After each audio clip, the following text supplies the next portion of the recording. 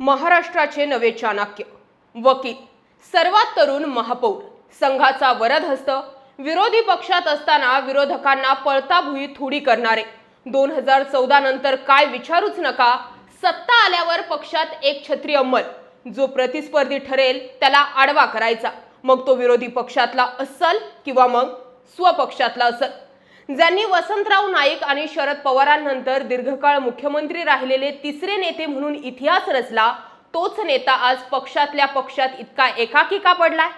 विषय आमच्या देवाभाऊंचा सुरू आहे. वरवर पाहता महायुतीचं सरकार दमदार चालल्यासारखं तरी वाटतंय, पण मुंबई पुणे एक्सप्रेसवेच्या मिसिंग लिंक प्रकल्पावरून विधानसभेत झालेला गोंधळ आणि त्यात एकाकी पडलेले आपले देवाभाऊ हे सर्व पाहता हा ठरवून कार्यक्रम तर नाही ना, अशी शंका घ्यायला वावे. मिसिंग लिंक वरून विरोधक देवाभाऊंना घेरत असताना त्यांचे मित्र पक्षातले आमदार मात्र शांत होते. देवाभाऊच बिचारे विरोधकांना भाडेके टट्टू म्हणून स्वतःचा बचाव करत होते. इतकंच काय तर भाजपचे आमदार आणि मंत्री देखील या विषयावर चिडीचूप असल्याचं दिसलं. पहिल्यांदाच देवाभाऊ स्वतःचा बचाव करताना एकटे पडलेले दिसून आले.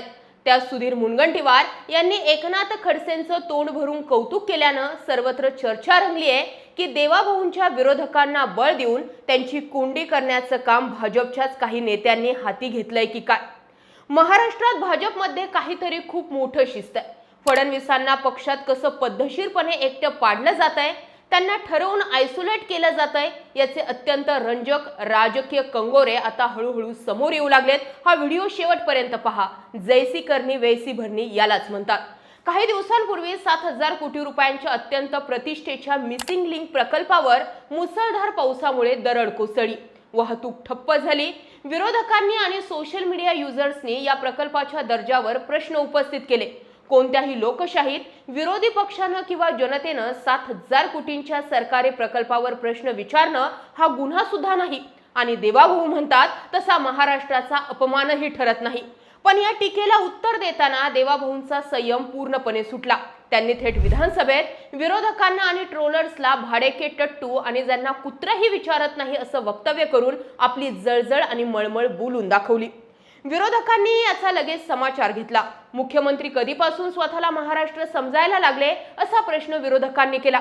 जेव्हा मुख्यमंत्री सभागृहात उभे राहून इतकी आक्रमक आणि वादग्रस्त भाषा वापरत होते, तेव्हा सभागृहातील भाजपचे किंवा महायुतीचे इतर मंत्री आणि आमदार बाकांवर बसून फक्त तमाशा पाहत होते. फडणवीसांच्या सुरात सूर मिसळायला किंवा त्यांच्या भाषेचं समर्थन करायला एकही मोठा नेता समोर आला नाही. विरोधकांनी त्यांच्यावर जोरदार हल्लाबोल केला, पण फडणवीस तिथे एकाकी झुंज देत होते. याच दरम्यान आज भाजपचे ज्येष्ठ नेते सुधीर मुनगंटीवार यांनी नागपूरमध्ये एकनाथ खडसेंच्या भाजप वापसीवर केलेलं विधान या स्क्रिप्ट मधला सर्वात मोठा ट्विस्ट आहे. मुनगंटीवार यांनी म्हटलंय की जेव्हा पक्षाकडे काहीच नव्हतं तेव्हा एकनाथ खडसे यांनी पक्षासाठी जीव लावून काम केलं. पक्ष मोठा होत असताना घरच्या माणसाने बाहेर जाणं योग्य नव्हतं. या विधानामागील क्रोनॉलॉजी समजून घ्या. 2016 मध्ये एकनाथ खडसे यांना ज्या पद्धतीने महसूल मंत्री पदाचा राजीनामा द्यायला लावला आणि नंतर त्यांना पक्षाबाहेर पडायला भाग पाडलं, त्यामागे फडणवीसांची रणनीती होती. हा महाराष्ट्रातील लहान मुलालाही माहिती असलेला इतिहास आहे. मुनगंटीवारांचा टायमिंग खूप महत्वाचा आहे. फडणवीस मिसिंग लिंक आणि पुण्याच्या मुळशी दुर्घटनेवरून चौफेर टीकेचे धनी होत आहेत. त्याच काळात मुनगंटीवार खडसेंचे गुणगान गातात. बरं, मुनगंटीवारांनी खडसेंची वकिली केली, पण मुख्यमंत्र्यांनी विधानसभेत वापरलेल्या भाडेके टट्टू या शब्दावर किंवा मिसिंग लिंकच्या बचावावर चकार शब्दही काढला नाही. राजकीय वर्तुळात आधी चर्चा आहे की भाजपमध्ये सुधीर मुनगंटीवारांचाही एकनाथ खडसे केला जातोय की काय. त्यामुळे मुनगंटीवारांचे हे वक्तव्य थेट फडणवीसांना क्रॉस करणारं ठरतंय. देवेंद्र फडणवीस हे अत्यंत हुशार नेते, पण 2014 ते 2019 त्यांच्या पहिल्या कार्यकाळात त्यांनी पक्षात स्वतःला पर्याय उरणार नाही अशी व्यवस्था केली. विनोद तावडे, पंकजा मुंडे, एकनाथ खडसे आणि सुधीर मुनगंटीवार यांच्यासारख्या नेत्यांना एकामागून एक मुख्य प्रवाहातून बाहेर केलं गेलं. गमतीनं या सर्वांना फडणवीस पीडित म्हटलं जातं.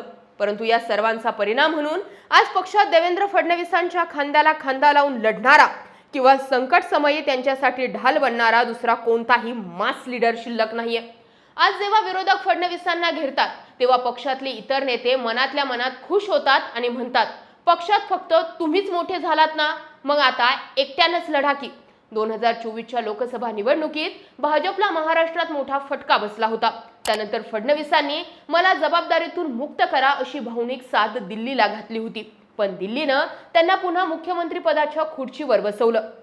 पण आज राज्याची परिस्थिती बदलली आहे। पक्षातल्या नेत्यांना जाणीव झाली आहे की आगामी विधानसभा निवडणुकीत जर पक्षाला यश आलं नाही तर त्याचं पूर्णपणे खापर हे फडणवीसांवरती फोडता येईल। म्हणूनच पक्षातले त्यांचेच सहकारी त्यांना अधिक आक्रमक होऊ देत आहेत, विधाने करू देत आहेत आणि स्वतः मात्र सुरक्षित अंतरावर उभं राहून तमाशा पाहतायत। हे त्यांना राजकीय दृष्ट्या कमकुवत करण्याचं अत्यंत पद्धतशीरपणे आयसोलेशन ठरतंय। राजकारणात एक प्रसिद्ध म्हण आहे, तुम्ही जेव्हा यशाच्या शिखरावर चढत असता तेव्हा वाटेत भेटणाऱ्या लोकांशी चांगले वागा, कारण जेव्हा तुम्ही खाली येत असता तेव्हा तेच लोक तुम्हाला पुन्हा भेटतात। देवेंद्र फडणवीस हे निश्चितच दीर्घकाळ मुख्यमंत्री राहिलेले तिसरे नेते म्हणून इतिहासामध्ये अजरामर राहतील। पण आज सत्तेच्या सर्वोच्च शिखरावर असूनही ते आपल्या सहकाऱ्यांच्या चक्रव्यूहातून एकटे पडलेत। पायाभूत सुविधांच्या अपयशावरून उत्तर देताना भाडेके टट्टू सारखी भाषा वापरणं एका सुसंस्कृत नेत्याला शोभत नाही। स्वपक्षीय जुन्या नेत्यांचे एक सूचक मौन भाजपमध्ये अंतर्गत कलह अधिक वाढवणार तर ठरणार नाही ना, याची काळजी सुद्धा फडणवीसांना घ्यावी लागणार आहे। 2019ला मुख्यमंत्री पदाची देवेंद्र फडणवीसांची खुर्ची गेली, उद्धव ठाकरेंना जबाबदार ठरलं गेलं, पण त्यानंतर जर रिव्हेंज देवेंद्र फडणवीसांमध्ये दिसून आला, त्यानंतर देवेंद्र फडणवीसांचे एक वेगळंच रूप बघायला भेटलं। आता देवेंद्र फडणवीस यांना सत्तेची खुर्ची इतकी प्रिय झालेली आहे की सत्तेसाठी सब कुछ हा फॉर्म्युला त्यांनी 2022, 23, 26 पासून लागू केला। 2022ला एकनाथ शिंदेंना सोबत घेऊन फडणवीसांनी ठाकरेंना नक्कीच मात दिली। शिवसेना 2 गटामध्ये विभागली आणि उद्धव ठाकरे कदाचित संपवलेही असतील, पण त्या बदल्यात फडणवीसांना काय भेटलं? ज्या एकनाथ शिंदेंना मोठं केलं त्यांच्याच नेतृत्वात 2.5 वर्ष काम करण्याची वेळ आली।